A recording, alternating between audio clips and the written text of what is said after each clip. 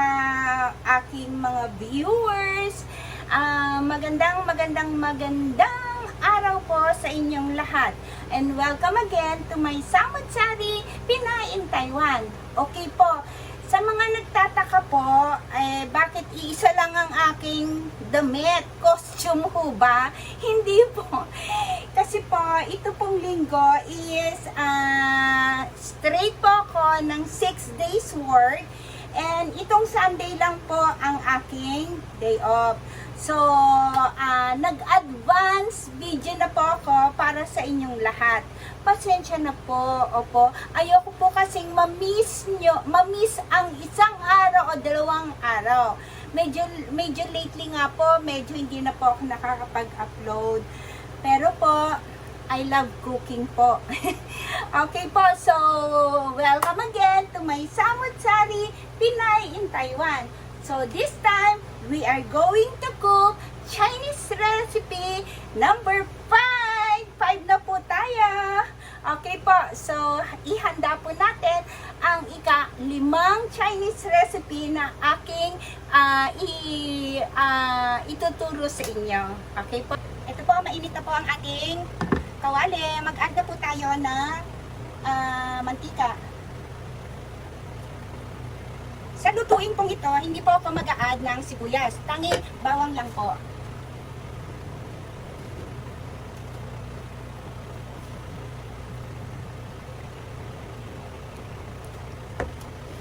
Panghinaan po natin ng apoy.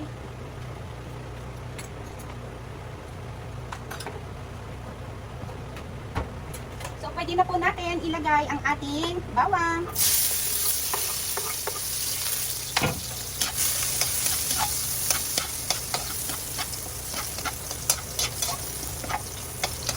Brown na po kagad kasi sobrang, pag mainit po talaga ang ating kawali, madali pong masunog.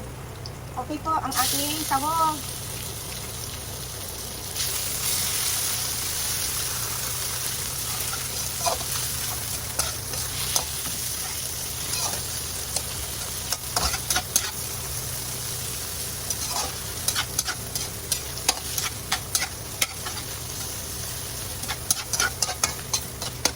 Pwede na po natin siyang lagyan ng paminta at asin.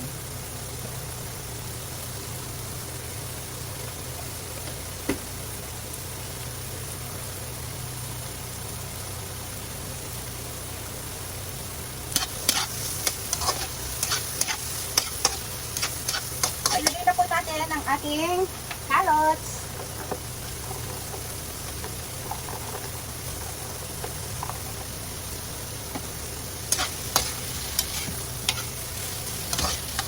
Ating pong palambutin ang carrots. Maglagay po tayo ng broth cube or yung pinaglagaan ko po ng rib, pork rib.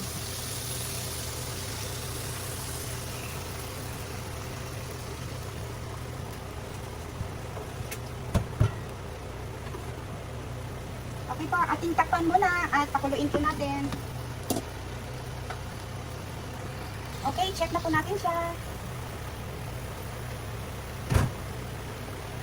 Actually, isang kulo lang, malambot na po yung ano. Sama na po natin ang tinatawag na tenga ng daga, punggos.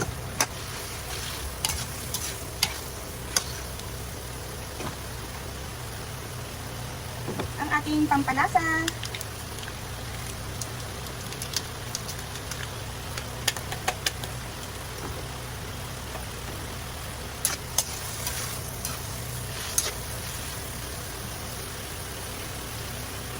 Lagyan po natin siya ng konting sili.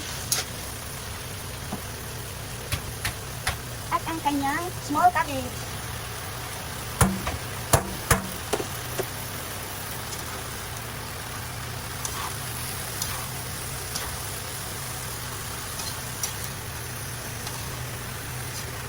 Mamaya na po tayo mag-adjust ng lasa kung kulang pa po.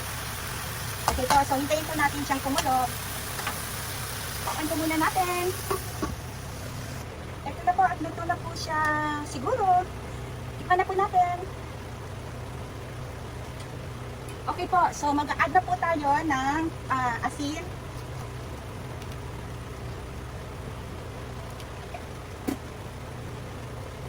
at oyster sauce po.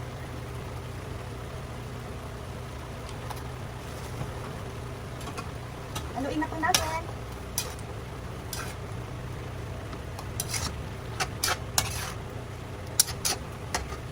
Ito na po, tapos na po tayo dito sa ating vegetable, Chinese recipe vegetable. Yung ganito po kasing gulay sa kanila, yung pechay bagyo, talaga pong ino-overcook nila dito. Okay po, so plating na po tayo. Hello, hello! Ito na po ang ating Chinese recipe. Bye! So, ang ating Chinese recipe na pechay bagyo. Ganito po nila niluluto. Overcook po talaga pagka pechay bagyo ang pagkakaluto nila.